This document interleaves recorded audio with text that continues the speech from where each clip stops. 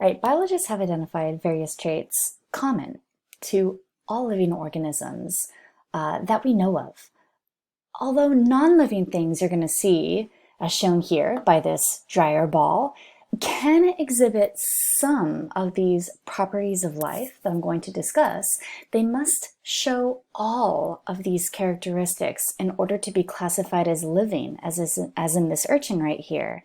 So all of these properties that I'm going to discuss must be met in order for biologists to classify something as living, as biotic.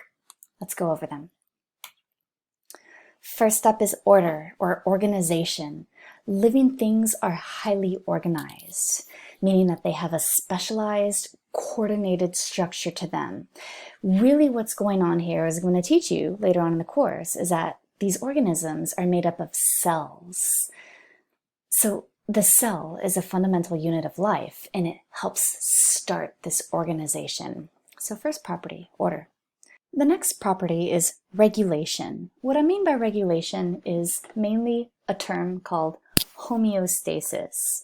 Homeostasis is just a nice fancy way of saying balance. So organisms that are living have to have some sort of balance mechanism in order to stabilize the processes that are occurring within them and around them as well.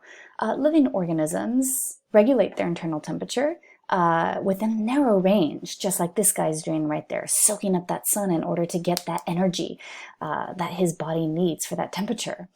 So maintenance of a stable internal environment, regulation, another property of life.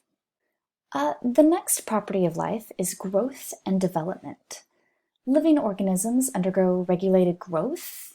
Individual cells become larger in size than they once were when they were born. Multicellular organisms, like humans, accumulate many cells through cell division that I'll teach you guys via mitosis. So growth and development is the next property to be classified as living.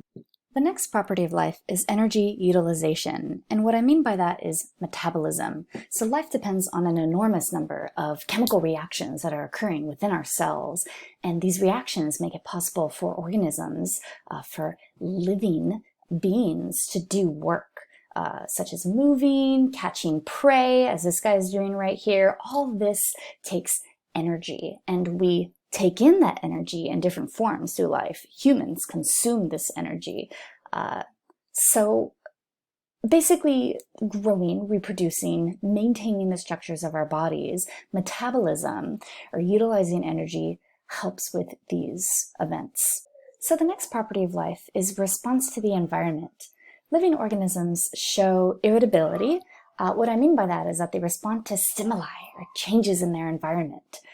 For instance, people pull their hand away fast when they expose it to a flame. Ouch, that hurts. And so that's a response to our environment, the world around us. Another property of life that must be met in order for a thing to be classified as living is reproduction. Look at this happy little hippo there with her little babies.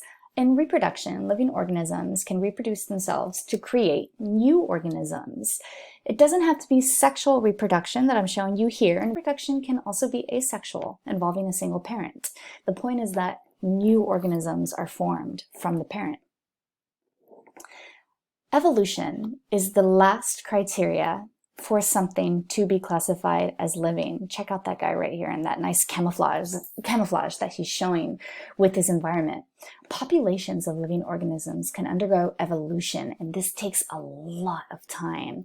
So what this means is that the genetic makeup of that population may change over time, and I'll teach you guys this in our evolution module. What it comes down to overall is that it lets organisms survive and reproduce better in a particular environment. They're able to adapt over generations and pass on a heritable trait that will become advantageous for their offspring.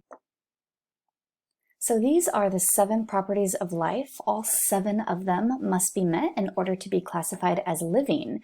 That doesn't mean that something that's non-living, like the chair that you might be sitting on or the computer that you may be working on, doesn't meet one of these properties. They might show one of these properties, such as order, such as response to the environment, but my computer doesn't reproduce. That'd be kind of neat if it did. So all 7 must be met in order to be classified as living.